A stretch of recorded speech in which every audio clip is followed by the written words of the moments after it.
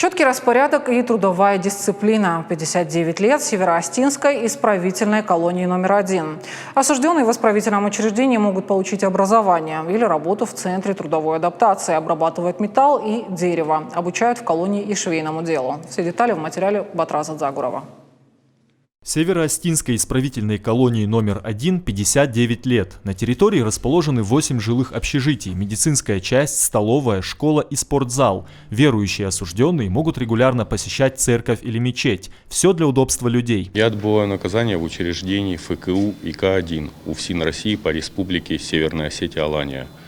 И нахожусь здесь более чем 1,5 года. За время нахождения в учреждении получил 2 образования. Я швей, портной верхней женской одежды с правом раскроя, и у меня есть образование по сборке мебели. Я сборщик мебели 3-го разряда. Осужденных стараются приобщать к труду. На базе исправительной колонии работает Центр трудовой адаптации. В него входят 3 участка – металлообрабатывающий, деревообрабатывающий и мебельный. Изготовленные там парты и стулья используют в школах и вузах республики. Обучают в колонии и швейному делу. Все трудоустроенные осужденные получают официальную заработную плату. Осужденные, которые привлекаются к труду, у нас освобождаются условно-досрочно.